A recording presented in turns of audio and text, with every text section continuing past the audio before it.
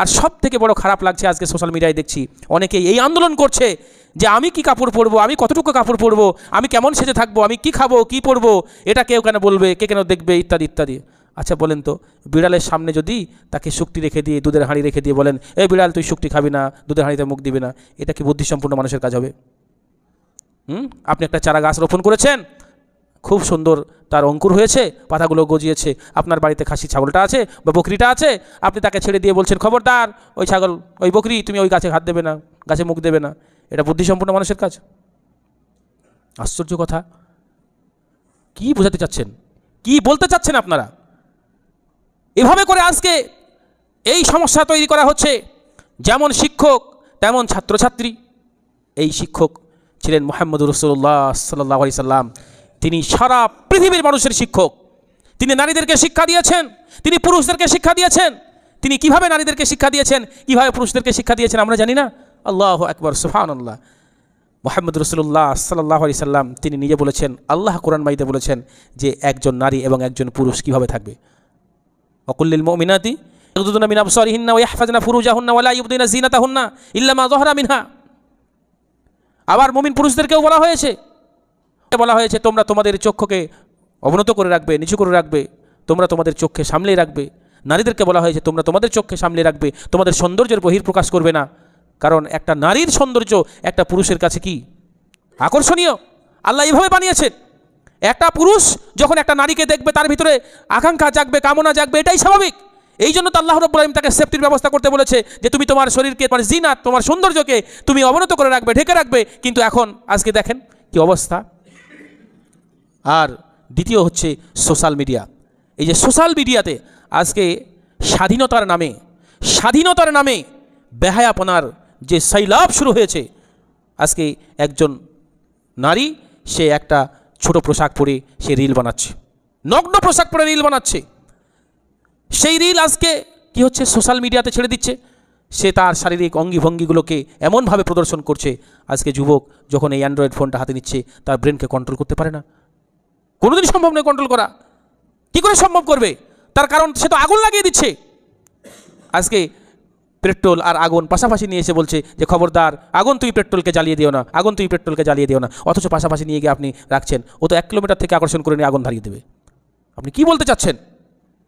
এই জন্য যে বলছিলাম যে 1 নম্বর অভিভাবক দায়ী, 2 নম্বর শিক্ষক, 3 নম্বর হচ্ছে সরকার। এই সরকার কেন দায়ী? কাল হয়তো সরকার আমার বিরুদ্ধে পদক্ষেপ নিতেও পারে, না নিয়ে আর কিছু নাই। সরকার দায়ী কেন বলছি? আজকে এই ধর্ষণ কাণ্ডের জন্য আমি বলবো প্রত্যেক দেশের সরকার দায়ী।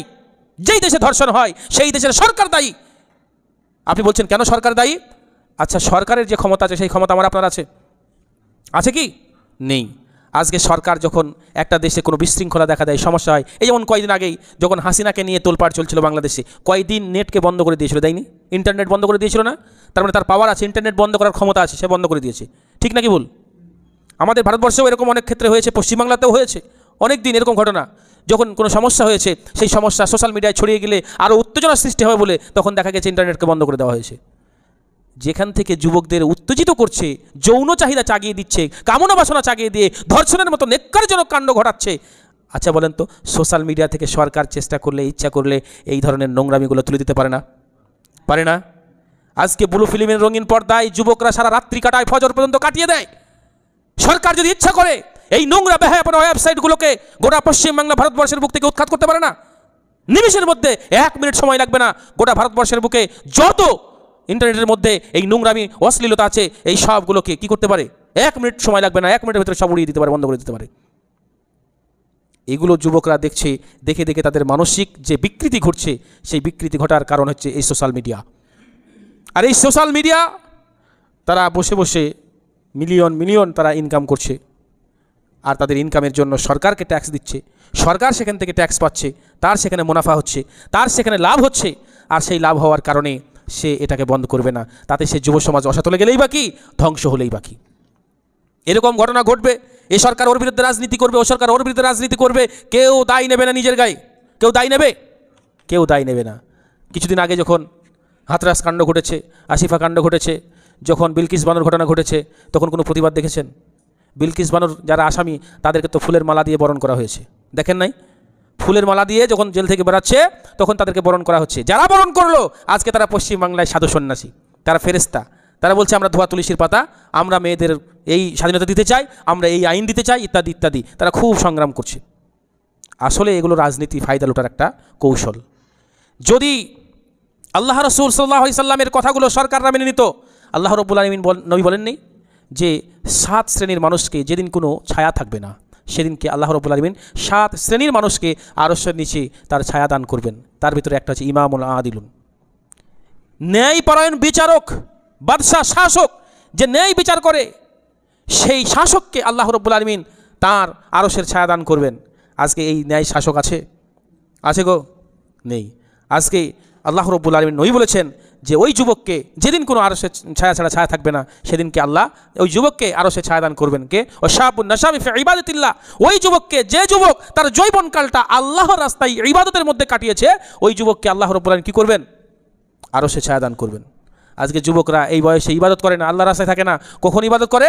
যখন তারা আর রুকু করতে পারে না, সাজদা করতে পারে না, ঠিকমতো বুঝতে পারে না, এসে চেয়ারের প্রয়োজন হয়, হ্যাঁ, তারপরে আপনার প্রস্রাবের জায়গা ঢিল হয়ে গেছে, অটোমেটিক 2-4 ফুট পড়ে যাচ্ছে, তখন সে সলাৎ পড়তে আসে, তখন তার সলাৎ পড়া দরকার হয়। কিন্তু যখন সে শক্তিশালী আছে, তখন যা কিছু করার ক্ষমতা সে করতে পারে, ঠিকমতো রুকু করতে পারে, সাজদা করতে পারে, সব কিছু করতে পারে, তখন ওই যুবকের খোঁজ পাওয়া যায় না।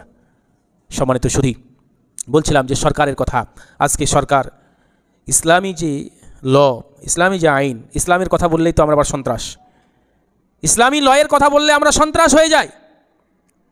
আজকে যদি এই জিনা ব্যভিচার, এই ধর্ষণের শাস্তি যদি ইসলামী শাস্তি হতো, তাহলে বলেন এই ধর্ষণ কি পৃথিবীর বুকে থাকতো? সৌদি আরবে এরকম ঘটনা শোনেন নাকি, শুনতে পান নাকি?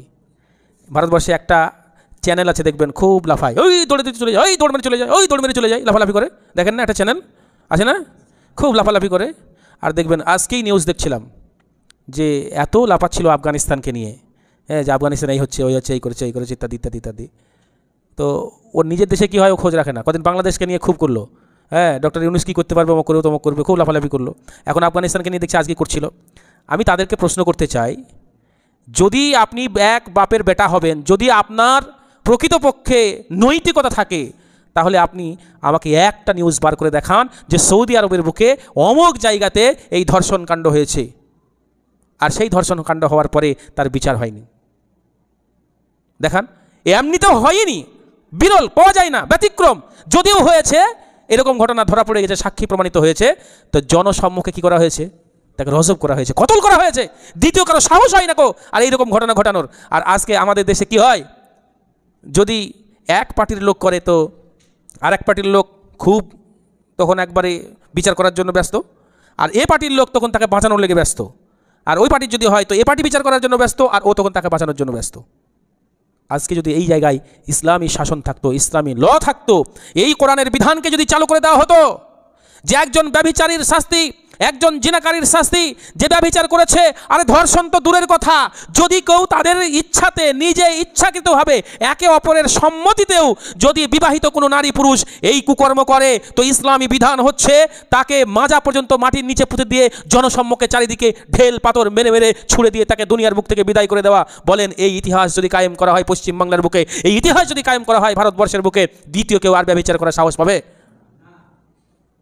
তুমি পুষে রাখছো এই ধরনের লোককে, তোমার কোর্ট সেই ব্যভিচারী ব্যক্তির পক্ষে ওকালতি করে কোর্টের মধ্যে, সুপ্রিম কোর্টে, হাইকোর্টে, জজ কোর্টে, আর তুমি তাকে আবার বলছো ফাঁসি দেবো। কী করে হয়? একজন বাঁচানোর জন্য ব্যস্ত, আর